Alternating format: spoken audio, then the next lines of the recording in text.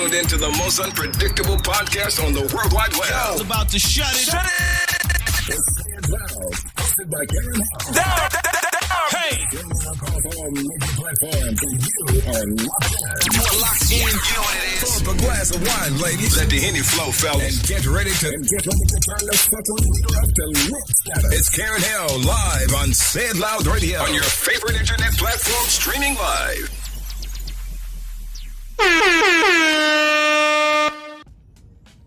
Welcome to another episode of Say It Loud. What up, y'all? How y'all doing? Yeah, man, I love it. So it's season 4. I'm back with the fuckery. I've been telling y'all we're going back to basics with this. So there'll be less guests this season because I just want to kick it with y'all and do what the fuck I do.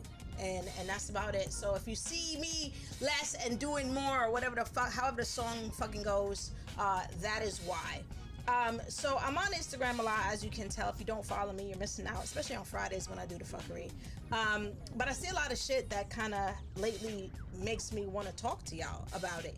And so I was scrolling through Instagram and I came up on this clip and people kept saying, Karen, what do you think? Right? Because you know how I don't really like spare nobody motherfucking feelings.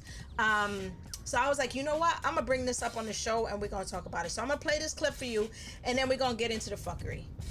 Because it's some fuckery. Me a Benz before and put me in a loft space and, you know, set my whole life up differently than what it was normally. And I feel like if you brought me to like this level, and then we didn't work out, but we're still friends, you know, we didn't have beef and no one cheated. It was just didn't work out. But I wasn't going to move from my space because it didn't work out. I wasn't going to give him back my car because I'm not going to downgrade my lifestyle because me and you are no longer together. And I just feel like if you put me in this space and that was under your budget then, what's the difference now? You know what I mean? You were my girlfriend. I was fucking you. Yeah, but I was fucking you. just feel, yeah, but I personally feel like, no, I'm not moving. But see. So, where do I begin with this fuckery? First of all, man, I don't even know how to start with this shit. And I know there's women like, I don't understand what you mean, or there's men. Listen, Linda, what the fuck? Listen, sis, I'm talking to you as a woman. I'm coming to you as a woman, even though I hate people coming to you as a woman. So basically, you ain't had shit before you met this dude. Clearly, because by the way you're describing your lifestyle, you're like, yo, I didn't have none of this shit before I met this dude. And then he put me in a loft.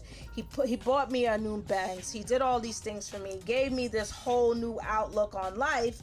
And now that we broke up, I don't feel, this is what she's saying, she doesn't feel that her life should have to go back to the way it was before she met dude, and that he should continue to pay for her lifestyle because that's the lifestyle that he introduced her to, even though they're not together. Little girl, because that's what the fuck you is. Little girl. Number one, you should have had some shit in your life before you met this dude.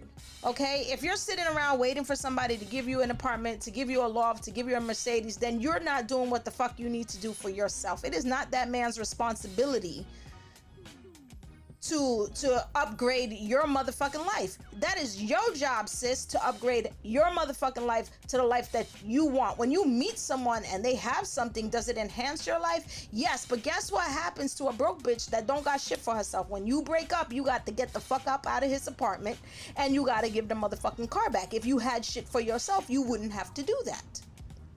And her response, and I didn't see the whole interview, you guys, I just saw that clip, but her response was like, yo, we not together, it's not no beef, I don't understand why he can't continue to pay for my shit. Like, sis, you got a lot to begin with, because you wasn't no wife, you was just a girlfriend, so you got a lot to begin with. You got put on to shit you ain't even know nothing about. You ain't had no whip, you ain't had no apartment, you ain't had shit when you met this dude. And even if you did, clearly it wasn't at the extent that you have now. And now you want to maintain this upgraded life. Girl, you got one or two options. You either find yourself a way to maintain your life, start a business, host parties, shake your ass, marry a rich man, pop out a baby for somebody who can support you. I don't know. Take your ass back to school. Do something that you can maintain your life on your own. But it is not that man's responsibility, sister, to maintain the lifestyle that you want, especially if you're not together. I could even understand if you guys were together, then I would be like, you know what? They're together. He's taking care of her. He wants better for the woman in his life. She's like, I don't understand. It's not going to break him financially to continue to take care of me. That is none of your motherfucking business. Once you are done, if I was a dude, once we're done, we're done. Once we are done, we're done. I'm not going to continue giving you money. You don't got no kids together. You don't got no liabilities together. I'm not continuing to give you money. I'm not continuing to pay for your lifestyle. Like, the lifestyle comes with me. That's the way I see it. I'm the type of person that I introduce people to lifestyle all the time. I travel. I don't even post half the shit I be doing. I be traveling a lot. I go all over places. I eat at all kind of restaurants. I be doing so much shit. People don't even know sometimes what I'm doing. And then I've had other people that told me, like, Karen, you need to start a blog because you're always doing shit with your kids. You're always doing shit with your friends. You're always doing shit with your family. Like, I be doing so that if you meet me, you have to understand, like, this is what I'm about. Like, this is what I'm about, and that lifestyle comes with me. You break up with me, I'm not, and I feel like my man for me is a representation of me. So if you out here being a bum, that means I'm with a bum. I'm not gonna let you be a bum. But once you fucking leave me and we're not together and I don't fuck with you no more and you don't fuck with me no more, beef or no beef, what you do with your life is on you. And it is not my job to maintain that lifestyle. You either learn what you could when you was with me and move on, or you don't know shit and you go back to where you came from. But it is not my responsibility, male or female. And I think the audacity, the size of the fucking balls on this bitch to be like, you know what? I really feel like you should continue to pay my car payment. Sis, you got 90 motherfucking days to figure out how you're going to do that if you want to keep it and pay it, or I'm taking my shit. That's it. And I wouldn't even let sis keep the car. I'd be like, get your shit in your name. You understand what I'm saying? I'm not letting you fuck up my shit. Why as I don't know if it's a woman or a man, either way, why do you feel like you're entitled to any motherfucking thing? Like, you're in a relationship, this is what comes with the relationship. The mothers, the fathers, the aunts, the uncles, the cousins, the parties, the Christmas, Thanksgiving, that's what comes with the relationship. When you break up, if I date a dude now and he's like, he got a lot of money, then guess what? The lifestyle gonna come to me and it's gonna come to my kid, right? Because we're gonna be doing this and doing that. We break up, guess what? We not doing that shit no more. Going back to my teaching salary. Like, I don't understand how you feel so motherfucking entitled. Especially somebody who didn't bring nothing to the motherfucking table. You didn't help that man start a business. You don't deserve half of nothing. What do you deserve? Like, you gave him pussy? You do know that shit's out here. You can get it for like $25, $30, $50, $40. You don't live in New York. Like, you can get it. Like, it's not even that serious. I just don't understand where that concept comes from or why you think that that's motherfucking acceptable. And as a woman, I don't know. I look down on women like that, and I probably shouldn't, but you know, I'm just keeping it 100. I look down on women like that because I feel like I work really hard for the things that I have. Right? Oh, you gave pussy and you got an apartment. You know, you got an apartment and you got a nice car. It's just like, yo, this bitch is out here going to work every day, going to school, taking care of their kids, working hard. So, like, I don't have no respect for that shit. I really don't. Unless you take that shit, flip it, and do something with it, I don't respect that. I don't, because it's just like your whole MO in life is just to live off somebody else. Like, how can I respect you to sit at a table that I'm at where I'm busting my ass and running 2 companies and taking care of my kids and sending kids to college and doing all this shit where I was going to school at fucking 5 o'clock in the morning, and how can I respect you the same way? Like, you can't sit at, I don't feel like as a woman you should sit at the same table with me. I don't. And it's like, oh, but we all women. Yeah, and some of us work really hard for the things that we have, and some of us didn't. Like, we got the same pussy. Mine might be better. You understand what I'm saying? So I don't necessarily respect that. I don't. I feel like if you date somebody like that and they put you on what you supposed to do, if you was really smart, if you was really savvy about your shit, what you would do is you would have used that time while you were together, whether you knew you was gonna stay in the relationship or not, and better yourself, so that God forbid the day came where you needed to get out of it, you still, or it didn't work out, you still benefited from having been in that relationship and created something for yourself. Like, yo, I'm gonna date this dude, okay, he gonna help me go back to school. I'm gonna date this dude and he got money, he gonna help launch my bathing suit line. I'm gonna date this dude and I'm gonna get him to, do something where you could be a better woman in the end. But now you just sitting around with your hand out. I can't respect that. And I can't allow that. And if you was one of the dudes in my life, I'd be like, cut off. 110%, I'd be like, cut off. Fuck it, cut off. She ain't your baby moms. And even baby moms need to get cut off at some point. But at least y'all got a kid, so you gotta understand that the kid has needs. But y'all don't got no kids together? Bitch, if you don't get a fucking job or get on with your life, or find some other dude who's willing to do. And I will tell the women this, that's your MO. And I'm not telling you how to be a pimp or anything. I'm not doing that. But I will say this: if you have to understand that at some point in life, that beauty's gonna run out. You know, you're not gonna be young forever. And then at some point in time, you have to settle down and figure out what you're gonna do with your life. Because you will constantly be living somebody else's life, somebody else's dream, and you will never have anything for yourself. And if at 30, 40, 50 years old, that relationship doesn't work, what do you have? What are you going to have for yourself? You understand? So you need to, as a woman, this particular woman, you need to figure out what you want. And, you know, at 22, 23, it might not seem like such a big deal. Like, you know, my man takes care of me, da-da-da-da-da. But when you start hitting 43 and 53, if you didn't figure out what you're gonna do, or nobody has wifed you yet, or you ain't pop out you know, you could have popped out kids for someone. Like, I don't, like, to me, child support is not a salary. It's for you to keep a roof over your kid's head and take care of your kid and make sure there's food. But it's not your salary. Like, you're not, you know what I mean? It's not a way, it's not a lifestyle. Like, I'm gonna just live off my child support. Like, I don't, you know, I don't think that's what that money is for either. You know, so you got to figure out, sis, what you want to do with your life. And then you gotta, but the fact that you're so naive to even listen and not understand the concept and the baldacity, well, that's going to be a new word for the show, the baldacity, to think that this man is supposed to continue to upkeep your lifestyle when he not even hitting it. So what happened when he get a new girlfriend? What you gonna do? Just still be around and be like, yo, fuck it, I you know, he's still paying my bills? Why would you think somebody would do that for you? Why would you think somebody would be okay with that? Because I wouldn't be okay with it. If that was my brother, I'd smack the shit out of him. Fuck is wrong with you? All right, so there's that. And then there was another clip. Y'all gotta hear this one too. Women respect resources. You can't check a bitch because you got nothing to check with. The only place you dominate is in the bedroom. Dominate on the balance sheet. Dominate on your wallet, which is your accomplishments. Any woman that you choose to deal with, her money should be no good with you if you're 100% man. You pay. All right, Samuel. So y'all already know I'm not a big fan of Kevin Samuels. But when I heard this clip, because this clip was going around too, when I heard this clip, I was like, let me put my 2 cents in.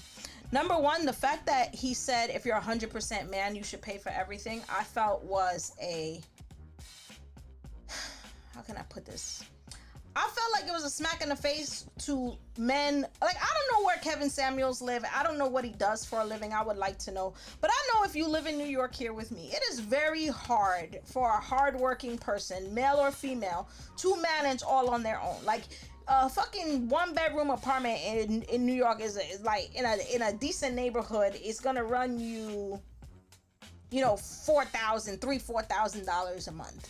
Right? And the reality is salaries are not comparable for single people. If you ask me, I'm single and I'm just like, I don't know how the fuck and I'm okay. And I'm still like, that's, you know, I don't have someone to split bills with. I pay all that shit my motherfucking self. That's a lot of money just to walk through the fucking door and have the lights on.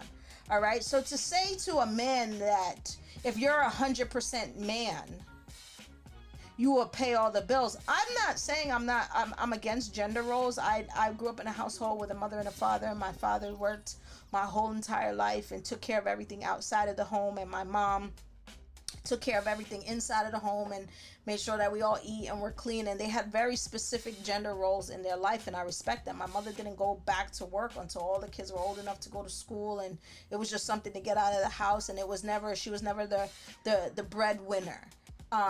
So I understand culturally how that might be an issue, and I understand where people see those things. I, on the other side, was in a relationship and married for a long time where I was the breadwinner, and it did cause problems in my marriage because when a woman makes more money, a man does feel some type of way, right? And when I make more money, I get to call the shots because I'm paying for it. So I do see how there could be disparities in that. However, I think attacking one's manhood and saying that you're not 100% man if you cannot pay all the bills is a smack in the face. Like, I don't know what the fuck Kevin Samuels is talking about, what planet he's from, where the fuck he live at, but I do feel like that's hurtful to men in society, and it puts them in a situation where not everybody could be the CEO of a company. Not everybody wants to go out and be drug dealers. Not everybody's a rapper or a ball player. There's like hard working, blue collar, white collar men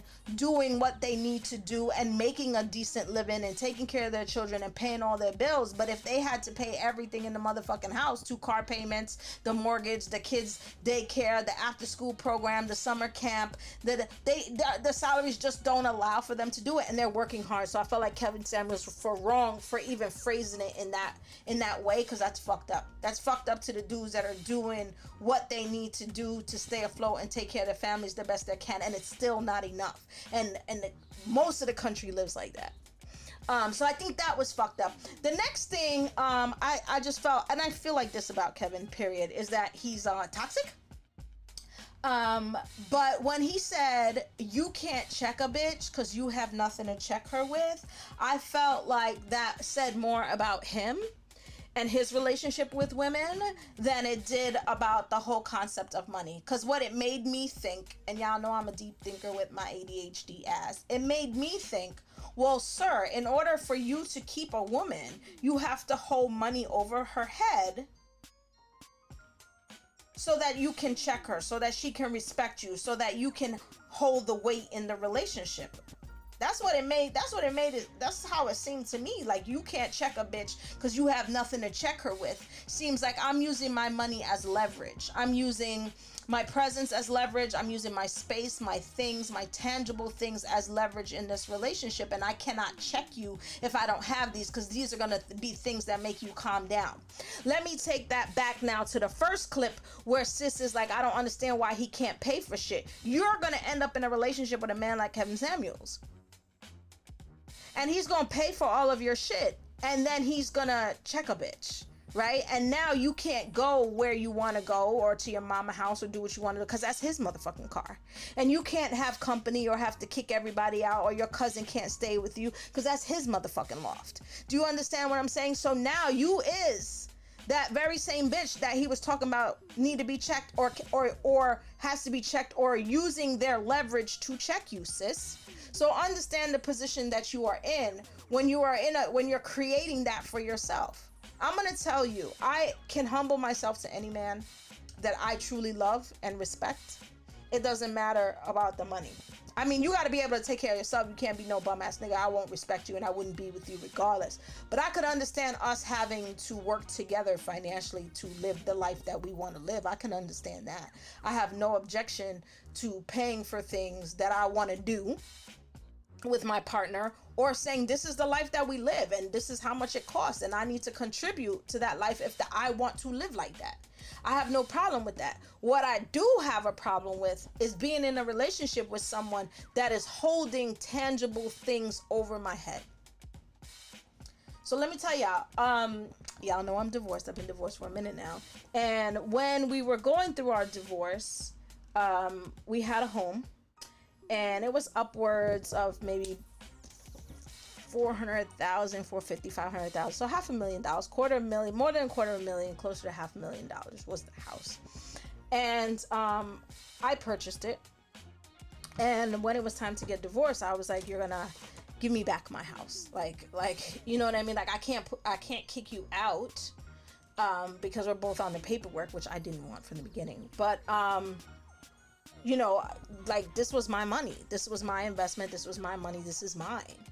And he held my house hostage in the divorce. And ultimately, I was just like, fuck it, take it. And most women don't do that. But I felt, and I still feel to this day, about tangible items that people have. cars, houses, anything like that. I don't sell pussy. Period. I'm not a prostitute. I don't sell pussy. If y'all want to sell pussy, I'm more power to you. I will manage your shit and make you a shitload of money, but I don't sell pussy. Right? And I felt like you holding me hostage over a car. I can buy another car. Over a piece of jewelry, I buy another piece of jewelry. Over a house, I buy another motherfucking house. But what you not gonna do is use your material things to make me stay in any type of relationship I don't want to be in. I don't give a fuck what it is. You don't have that much money to buy me out my mental and emotional well-being. Like, you don't have that much motherfucking money. No, I can't think of a dollar amount that I could put on my mental and emotional well-being. And I will walk away from any motherfucking thing. That experience taught me that I will walk away from any motherfucking tangible item on the face of this earth. That's what that taught me.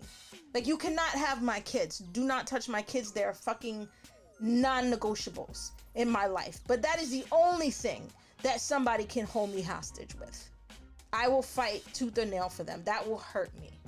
But you think like a house or an apartment or a car or any of that shit is gonna make me fucking stay with any motherfucking body? Are you motherfucking crazy? Are you crazy? Like, I could go get another apartment. Why the fuck I'm stuck here? I can go buy another house. Why the fuck I'm stuck here? I can go get another car. Like, why the fuck I need your shit? And I think what happens in a lot of relationships is that both men and women feel stuck, or they letting them tangible things hold them in situations they shouldn't be in. That girl shouldn't want to stay in that place. She should let that man get on with his life and she get on with her life. Kevin Samuels need to be like, you know what? If this is how I have to keep women and check a bitch, then perhaps she don't respect you, and perhaps she don't want to be with you and she just using you for your money. And then y'all both need to be reflective on your lives and your ideals about what a relationship is in this day and age. Because that's the next thing that we get into. And I was talking about my parents earlier, who are like very old school, very, religious, very like, we've been married 40 years. This is what dads do. This is what moms do. This is culturally, West Indian. This is like how it is. And I get that. But we're not living in that day and age anymore where women just stay home and take care of babies and men are the breadwinners and take care of everybody. And I feel like as a society, sometimes we want to use that when we feel like it, and then other times we don't, right? We want to be empowered women, and we want to be able to have jobs and run businesses and and be millionaires. But then we also want a husband that is home and available and helps take care of the kids and pays for everything. And it's almost like our expectations are unrealistic.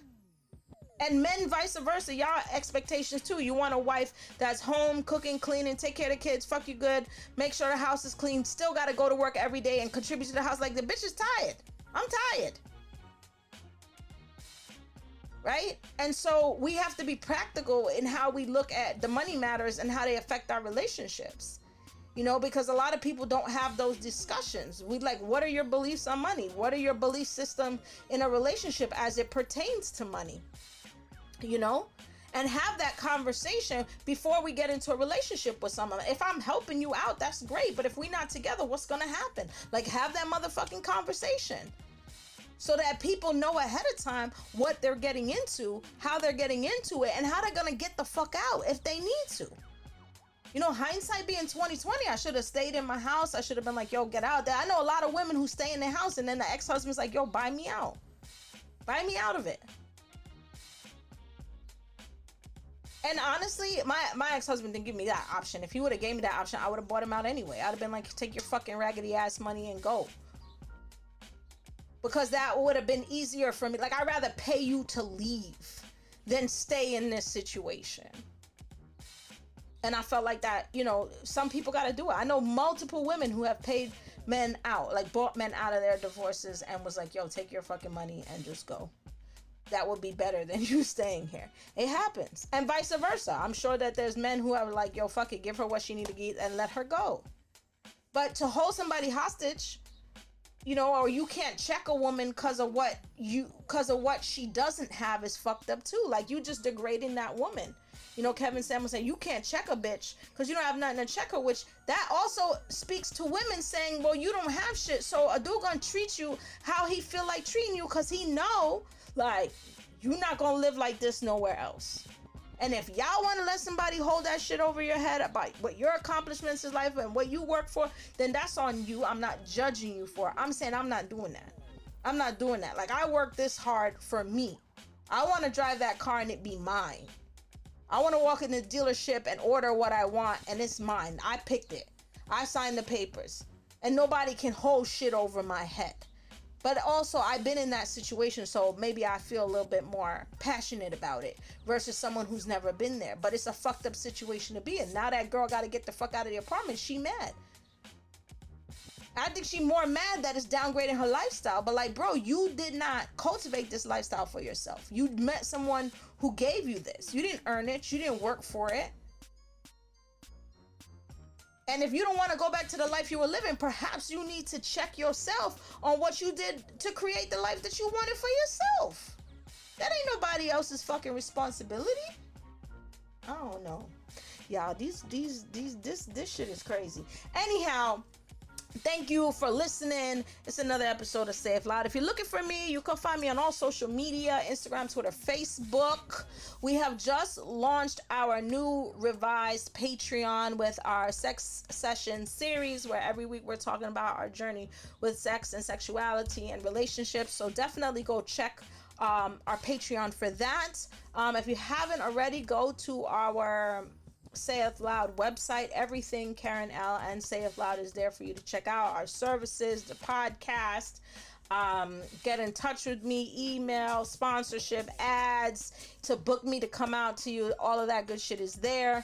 And yeah, if you have a suggestion for a show topic, or idea that you just want me to sit and kick it with you about, you can definitely have that as well. Just click on the Kick It With Karen page and you can send me a message. Let me know what the topic is, or send me the clip, DM me, or whatever you have, and I'll definitely spend the time, put down the track for you.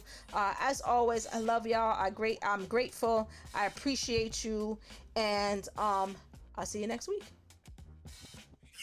Please be clear, we are popping it off. Flex your fingers, and type up www.sayitloud.com now. And stay in tune with everything. Karen L is on the World Wide Web.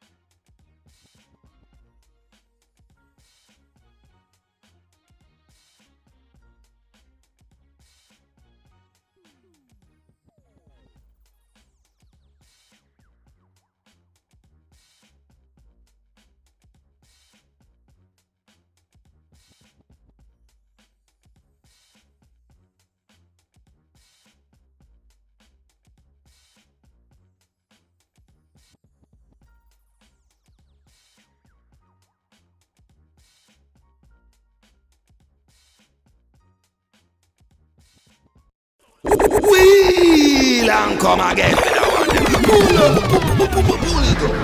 Thank you for joining me on another episode of Say It Aloud. I love y'all. Please make sure you continue to subscribe, like, follow, so when episodes drop, you get it. Visit our website at www.sayitloud.com for everything Karen L. Check us out on YouTube. Karen L now has a YouTube channel. Yep, that's me. It's going to be all things Karen L. We've also, for July, revamped our Patreon. It's going to include videos, clips, reviews, behind the scenes, and our current sex sessions where we talk about that journey through finding who you are and then being able to share it with somebody else. So definitely check that out. Season 4, man. It's season 4, guys. I can't believe it. So again, shout out to all of you who show me so much love. Stay tuned for the next episode. It'll be out soon, and I'm dropping snippets in between and all that good stuff. So if you're looking for me, you can find me on all social media platforms. I'm on Instagram, Twitter, Facebook, Snapchat, Pinterest, you name it. I am Karen L. Say It Loud. And yeah, shout out to all the Say It Loud sponsors who continue to help me do what we do. Momentum, Magnify Momentum, Female Rituals, Manscaped, She Orgasm. The list goes on and on and on. Without you guys, we couldn't do what we do. So I appreciate y'all. If you're looking for ad space or sponsorship with Say It Loud, definitely hit me up. Yeah, and we good to go. I'll see y'all next week. We out. Hit me. Yeah. Please be clear, we are popping it off. Flex your fingers, and type up www.sayitloud.com now. And stay in tune with everything. Karen L is on the World Wide Web.